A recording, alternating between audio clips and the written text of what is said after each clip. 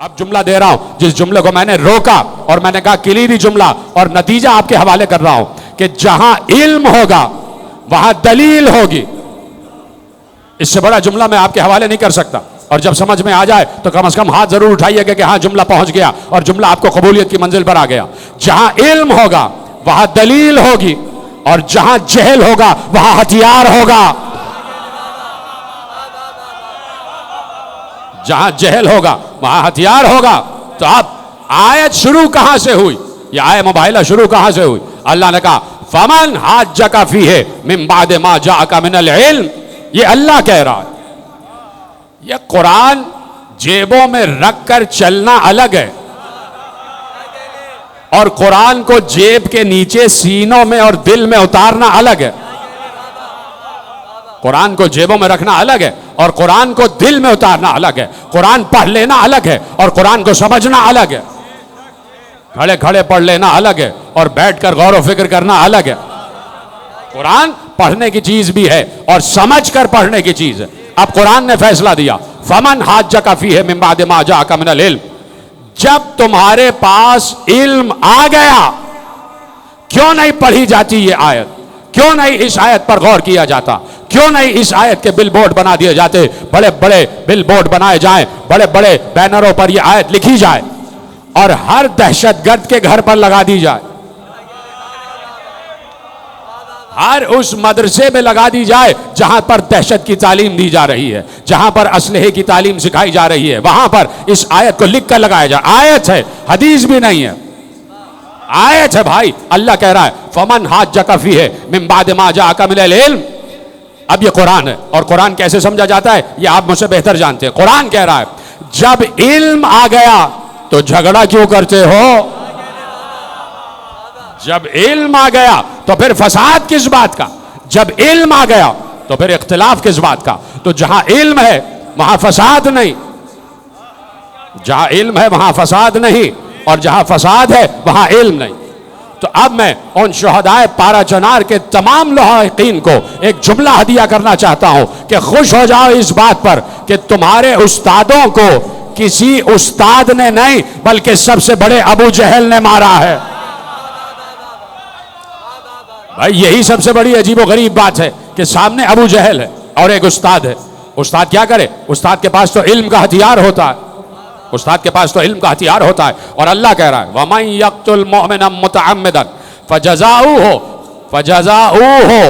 अल्लाह कह रहा है कि जिसने किसी मोमिन को आमदन कत्ल किया, जिसने किसी मोमिन को जानबूझकर कत्ल किया, फजज़ाऊहु जहन्नमा खालिदन फीहा व गज़िबल्लाहु अलैहि व लअनहु व अअद्द लहु अज़ाबन अज़ीमा। सूरह निसा की आयत है। अगर आपकी इजाजत हो तो तर्जुमा करूं, ज्यादा तवील तकरीर नहीं है, इसी पे तकरीर आखिरी मरहले में दाखिल हो जाएगी। अल्लाह कह रहा है वमन यक्तुल मुमिनन मुतअम्मिदन फजज़ाऊहु जहन्नम खालिदन फीहा।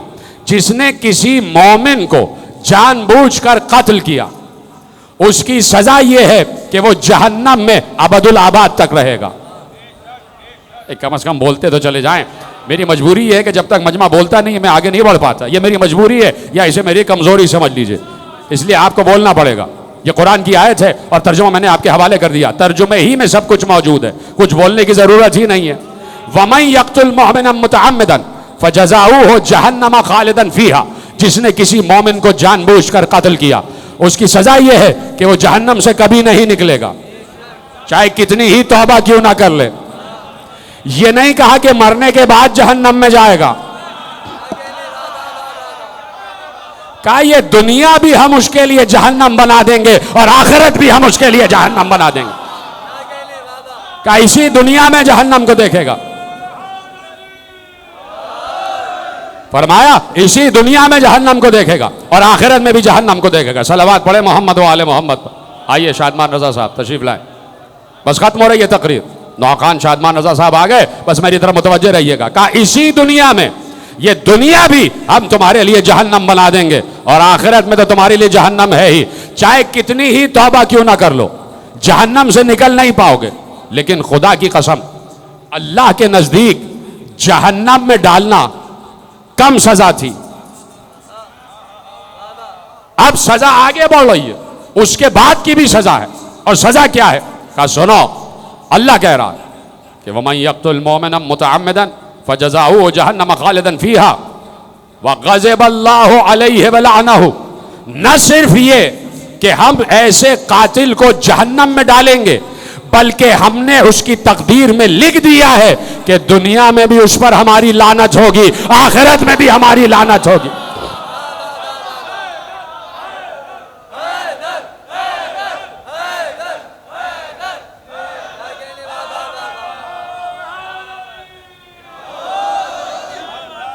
ग़ज़िबल्लाहु अलैहि व लअनहु, उस पर अल्लाह का गजब भी होगा और अल्लाह की लानत भी होगी। देखिए, मैं और आप किसी पर लानत भेज दे कोई बड़ी बात नहीं है, अल्लाह किसी पर लानत भेज रहा है। तो जब तक हम हैं तब तक लानत रहेगी, लेकिन अल्लाह कह रहा है तुम्हारी लानत थोड़ी है, हमारी लानत है। जब तक हम रहेंगे तब तक लानत रहेगी, जब तक हम रहेंगे तब तक लानत रहेगी बेशुमार। वमन यक़्तुल मुमिनन मुतअम्मिदन, इसी आयत ने फैसला कर दिया। और आज का फैसला है, आज का फैसला, ये जो शुहदाए पारा जनार का वाकया हुआ, उस तनाजुर में आयत को सुनिएगा और खुश हो जाइएगा कि अल्लाह ने शुहदा को किस बुलंद मकाम पर फाइज किया है, किस बुलंद मकाम पर फाइज किया। इसलिए कि अभी शाम की तकरीर में मैं अर्ज कर रहा था कि अरस्तु ने हर सवाल का जवाब दिया है, हर सवाल का जवाब दिया। एक सवाल उससे पूछा गया तो वो सिर्फ एक जुमला कह के रह गया। उससे पूछा गया ये मौत क्या है, अरस्तु से पूछा गया मौत क्या है। उसने कहा मौत एक ला इलाज मरज है, एक ला इलाज बीमारी है जिसे मौत कहते हैं। लेकिन जब आले मोहम्मद की बारी आई और आले मोहम्मद से पूछा गया, उससे पूछा गया ना कि ये मौत क्या है, उसने कहा मौत एक ऐसा मरज है जिसका इलाज नहीं है ना। उसने कहा भाई इसका कोई इलाज नहीं है, मौत का कोई इलाज नहीं है। लेकिन जब बात आई इल्म आले मोहम्मद की, इख्तियार आले मोहम्मद की, इक़्तिदार आले मोहम्मद की, शऊर आले मोहम्मद की, रूह आले मोहम्मद की, नूर आले मोहम्मद की, जब बात आले मोहम्मद की आई तो जब नबी से पूछा गया या रसूल अल्लाह मौत का इलाज क्या है, रसूल से पूछा गया तो उसने कहा मौत का कोई इलाज नहीं है। या रसूल अल्लाह हम आपसे पूछ रहे हैं मौत का इलाज क्या है। तो देखिए हर बीमारी का इलाज दवा में होता है। आपको खुदा ना खास्ता कोई बीमारी हुई, आपने दवा ले ली, बीमारी सही हो गई, आप ठीक हो गए, तंदुरुस्त तवाना हो गए। तो दवा इलाज है बीमारी का, जब दवा ले लेंगे तो बीमारी खत्म हो जाएगी। तो अब पैगंबर से पूछा गया मौत का इलाज क्या है, मौत के मरज का इलाज क्या है। तो हमें इसलिए मौत से डर नहीं लगता कि पैगंबर ने मौत का इलाज बताया। फौरन पैगंबर ने मुस्कुरा कर कहा मौत का इलाज ये है कि मम माता अला हुब्बे आले मोहम्मदिन माता शहीदा।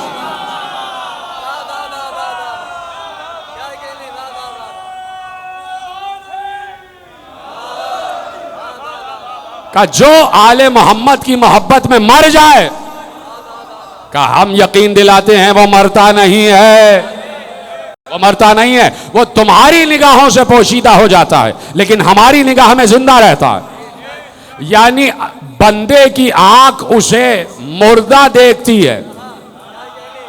पता नहीं जुमला पहुंचेगा या नहीं। बंदे की आंख, मखलूक की आंख, इंसान की आंख, मर जाने वाले जो आले मोहम्मद की मोहब्बत में मर गया उसे इंसान की आंख तो मुर्दा समझती है लेकिन अल्लाह की आंख उसे जिंदा समझती है। अल्लाह की निगाहों में वो जिंदा है। तो तुम्हें ऐनुल्लाह पर यकीन हो तब की बात है ना, तुम्हें अल्लाह की आंख पर यकीन हो तब की बात है। वमन यक़्तुल मुमिनन मुतअम्मिदन, जो किसी मोमिन को जानबूझकर मारे, हम वादा करते हैं उस पर हमारी लानत रहेगी दुनिया में भी और आखिरत में भी। और वो दुनिया में भी जहन्नम भुगतेगा और आखिरत में भी उसका मुकद्दर जहन्नम है। तो ये मोमिन होता कौन है? ये मोमिन कहते किसको हैं? जाओ आयत मैंने आपके हवाले की और दुनिया को बताइए कि आयत ने ये लिखा है वमन यक़्तुल मुमिनन मुतअम्मिदन, जिसने मोमिन को जानबूझकर कत्ल किया। और यहां तो पहचान कर कत्ल किया गया, यहां तो पहचान कर कत्ल किया गया कि यह मोमिन है। अल्लाह अकबर, बड़ी आसानी सुना आपने जुमला कि भाई यहां तो पहचान कर कत्ल किया गया कि यह मोमिन है। और वो 7 मोमिन पहचान कर ज़िबह किए गए, पहचान कर उन्हें मारा गया कि ये मोमिन है। और जैसे ही उन्होंने पहचाना कि ये मोमिन है और कत्ल किया, फौरन कुरान की आयत ने, फौरन कुरान की आयत ने बुलंद आवाज से कहा, सुन, तू पहचान कर कत्ल कर रहा है ना, तो तूने तो अपना काम कर दिया, अब हमारा काम शुरू होगा। तेरे लिए जहन्नम भी है और हमारी लानत भी है। कुरान की आयत, कुरान की आयत फौरन एक्टिव हो गई। वमन यक्तुल मोमिना मुतअम्मिदा, जिसने मोमिन को जानबूझकर कत्ल किया। तो बात खत्म हो गई और फैसला आपके हवाले कर रहा हूं। दुनिया से पूछो जाके, ये मोमिन होता कौन है, किसे कहते हैं मोमिन?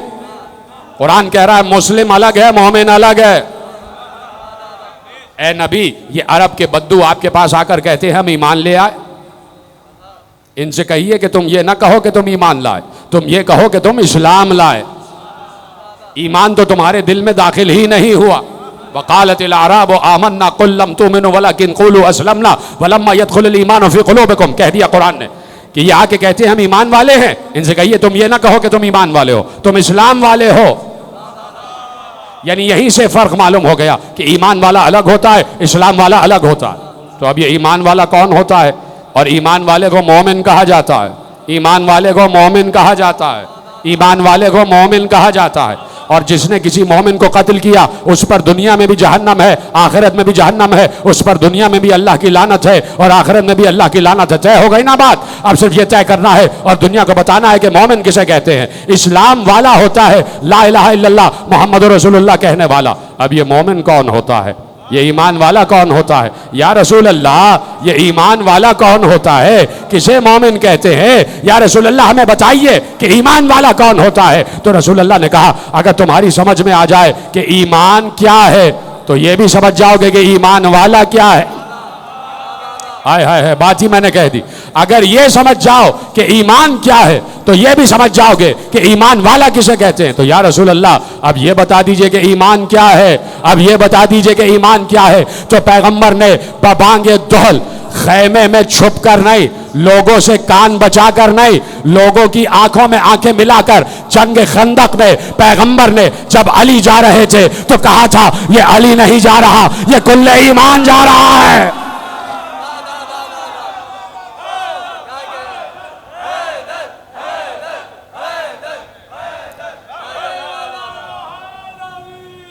या अली, पैगंबर ने कहा ये कुल्ले ईमान जा रहा है।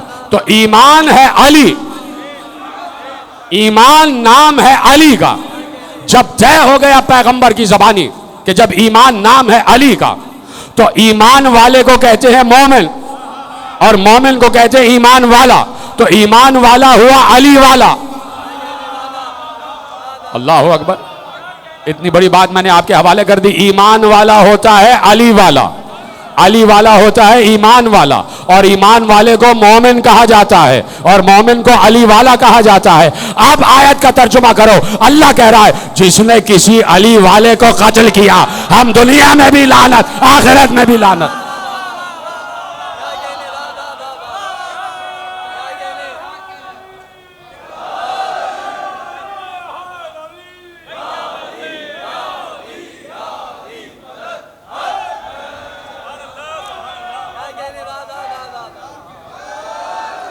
जिसने किसी अली वाले को कत्ल किया, हम वादा करते हैं कि उस पर हमारी लानत रहेगी। जहां भी जाएगा, चाहे किसी भी गार में क्यों ना छुप जाए, चाहे किसी भी खंदक में क्यों ना छुप जाए, चाहे किसी भी तहखाने में क्यों ना छुप जाए, हमारी लानत उसका पीछा करती रहेगी। तो जिसने मोमिन को कत्ल किया और पहचान कर कत्ल किया, ऐसा नहीं है कि पहचानता ना हो। तो मेरे अजीजों, खत्म हो गई बात।